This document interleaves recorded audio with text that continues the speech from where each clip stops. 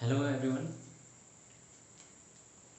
Today we are going to study about the next type of microorganism, that is bacteria.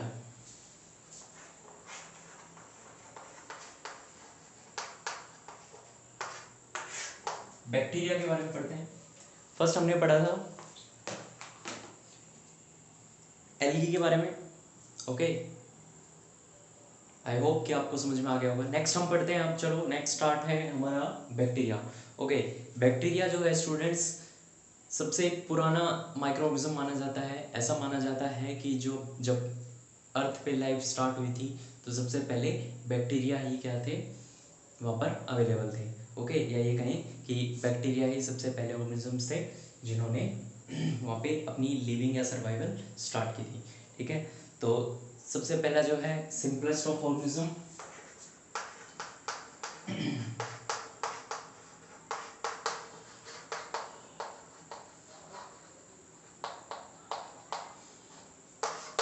बाकी organism से simplest माना जाता है और believe to be the first living being on earth.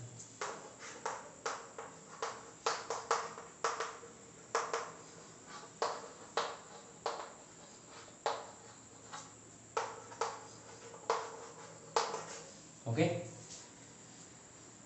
Then वापस से हम जैसे उसमें पढ़ा था यूनिसेलुलर मल्टीसेलुलर, तो इसमें पढ़ते हैं ये जो होते हैं यूनिसेलुलर होते हैं। Bacterias are unicellular organisms. Okay, अब इनका जो शेप है उनके अकॉर्डिंग इनको 4 कैटेगरीज में हमने डिवाइड किया है। Okay, depending on their shapes we have categorized the bacteria into 4 types. तो बैक्टीरिया के टाइप्स पढ़ते हैं और इनको किसके शेप के अकॉर्डिंग हमने इनको कैटेगराइज किया है। ओके, 4 तरह की नॉर्मली इनकी शेप मानी जाती है। First is road shaped.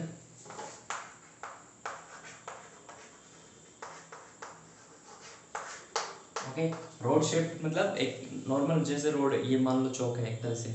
ठीक है, जो वर्टिकल शेप में होते हैं, रोड शेप्ड में होते हैं। ठीक है, और एग्जाम इनको क्या कहते हैं, बेसिली कहते हैं। ओके, बेसिलिस। ओके, और अगर साथ साथ में मैं क्या कर रहा हूँ, इनके सिंगुलर फॉर्म भी लिख रहा हूँ। ये इसका क्या हो गया, प्लूरल फॉर्म। सिंगुलर की बात कर लेते हैं। ठीक है, बेसिलस। ओके, ये हो गया first one, road shaped. Second की बात करते हैं स्पेरिकल, जो स्पेरिकल शेप में होते हैं। ओके,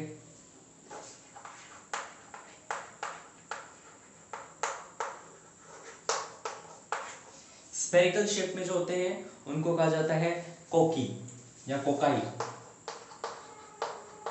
ठीक है, ये हो गया इसका प्लूरल फॉर्म। और बात करें सिंगुलर की तो कोकस। ओके, याद रखिएगा बैक्टीरिया है 4, उनके शेप्स के अकॉर्डिंग 4 टाइप्स में उनको कैटेगराइज किया गया है। सबसे पहले है rod shape, then spherical shape. Rod shape जो है उनको बोला जाता है बेसिली, और इसकी सिंगुलर फॉर्म की बात करें यानी एक अगर माइक्रोऑर्गेनिज्म की बात करें या एक बैक्टीरिया की बात करें तो बेसिलस। सेम स्पेरिकल की बात करें तो कोकी, कोकाई या कोकस। ओके, ये शेप्स के अकॉर्डिंग उनके नाम है। जो रोड शेप में है उनको बेसिली, ठीक है, स्पेरिकल में उनको कोकाई। थर्ड आ जाता है स्पाइरल।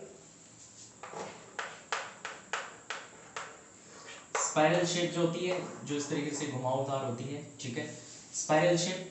स्पेरिकल और इसमें डिफरेंस क्या है, स्पेरिकल तो एक तरह से स्पेयर शेप में जो होती है, जैसे बॉल होती है हमारी, और स्पाइरल ये इस तरीके से रोटेटिंग टाइप में। ओके, तो स्पाइरल वाले को क्या कहते हैं, स्पाइरिलिया। देखो इसके नाम के अकॉर्डिंग ही लगभग स्पाइरिलिया। ठीक है, स्पाइरिलिया। और स्पाइरिलियम इसका सिंगुलर फॉर्म हो गया।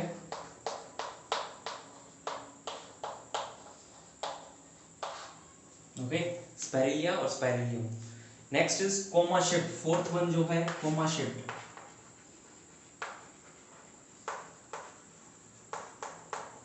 कोमा शिफ्ट ये होता है हमारा कोमा। तो इस तरीके के जो बैक्टीरिया होते हैं उनको क्या कहा जाता है, दैट आर कॉल्ड विब्रियस।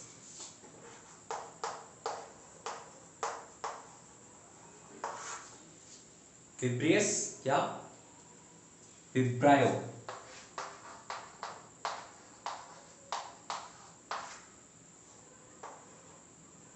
ओके, विब्रस, विब्रियस या विब्रायो।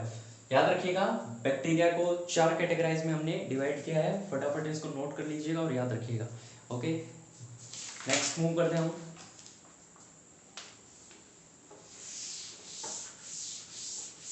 जैसे मैंने आपको एल्गी की प्रॉपर्टीज बताई थी, उसी तरीके से आपको बैक्टीरियाज की प्रॉपर्टी लिखनी है। तो बैक्टीरिया की प्रॉपर्टीज में आप क्या लिखोगे, सबसे पहले हम लिखेंगे कि ओल्डेस्ट लिविंग ऑर्गेनिज्म नॉन, ठीक है, दूसरा ओल्डेस्ट या फर्स्ट, ठीक है।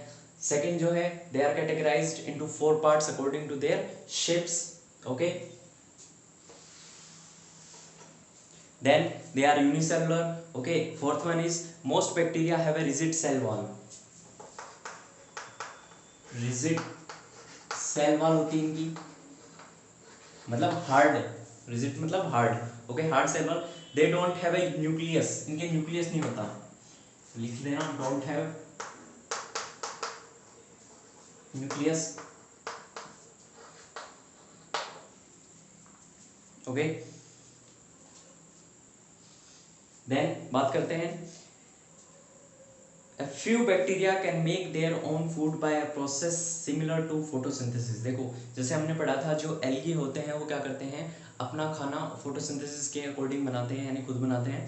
सेम बैक्टीरिया में भी कुछ एक ऐसे होते हैं जिनका प्रोसेस लगभग फोटोसिंथेसिस जैसा होता है। बाकी जो होते हैं सेप्रोफाइट्स और पैरासाइट्स की बात कर लेते हैं, ठीक है। Most are saprophyte and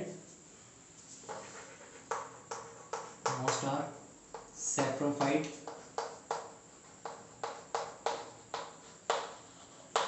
saprophytes and parasites.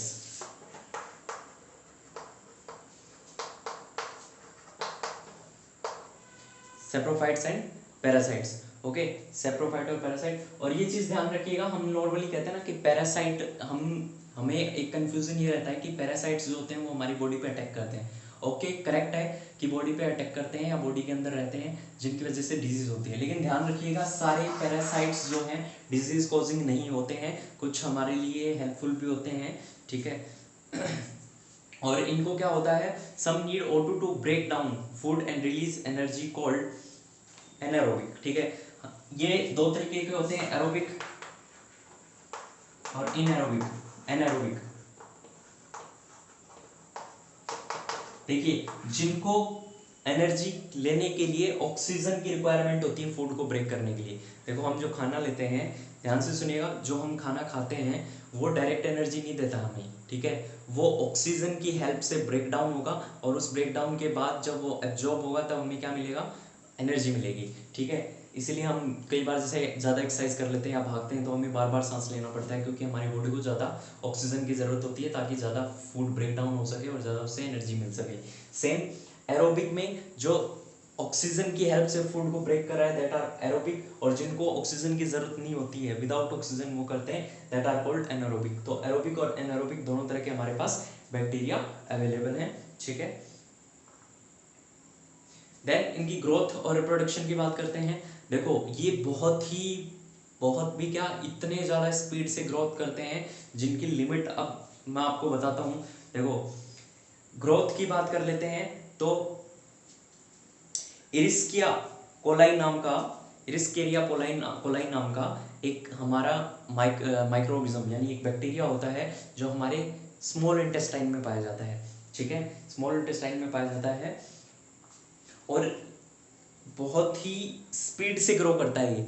It takes only 20 minutes, hardly 20 minutes ये लेता है अपने आप को रिप्रोड्यूस करने में। मतलब 20 मिनट्स में तो एक नया बैक्टीरिया इसने हमें दे दिया, फिर थोड़ी देर बाद देखेंगे 20 मिनट्स में दोनों मिलकर और ज़्यादा कर दिया। तो इस तरीके से मल्टीपल ये अपने आप को डिवाइड करते हैं या ग्रोथ करते हैं या रिप्रोड्यूस करते हैं, और एक दिन में मिलियंस बैक्टीरिया ये क्या कर देते हैं, प्रोड्यूस कर देते हैं। बहुत बड़ी एक क्वांटिटी है, मिलियंस बैक्टीरिया। तो सोचो ये इनका जो रिप्रोडक्शन का पार्ट है या ग्रोथ ऑफ रिप्रोडक्शन है कितना फास्ट है, ओके। तो मैं आपको दिखा देता हूँ जो ह्यूमन इंटेस्टाइन में जो मिलता है बैक्टीरिया, ठीक है।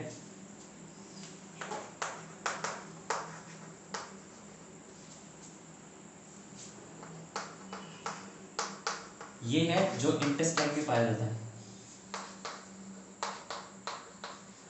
ठीक है। और इसकी ग्रोथ की बात करें तो 20 मिनट्स में ये अपने आप को रिप्रोड्यूस कर लेता है, ठीक है, रिप्रोड्यूस कर लेता है।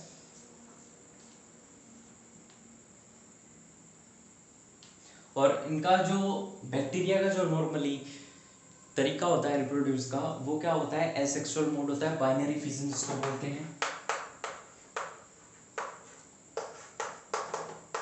बाइनरी फिजन में क्या होता है स्टूडेंट, जैसे मानो एक बैक्टीरिया है, उसने क्या किया, अपने आप को डिवाइड किया तो क्या हुआ, इस तरीके से दो हो गए, ठीक है। फिर ये पूरा एक बन जाएगा, ये पूरा एक बन जाएगा, फिर वापस ये अपने आप को डिवाइड कर लेंगे, इसलिए इससे दो बन गए, इससे दो बन गए। इसीलिए हम देखते हैं कि वन डे में ये सारे अपने आप को डिवाइड करेंगे, 2 से 4 हुए, 4 से 16 हुए, 16 से 32 हुए, इस तरीके से वो डिवाइड करते करते एक दिन में मिलियंस बना देते हैं, ठीक है। हर 20 मिनट में वो हमें क्या कर देते हैं, बैक्टीरिया प्रोड्यूस करके देते हैं। ओके, तो ये हो गई हमारी सारी कंडीशंस जो बैक्टीरिया के बारे में थी।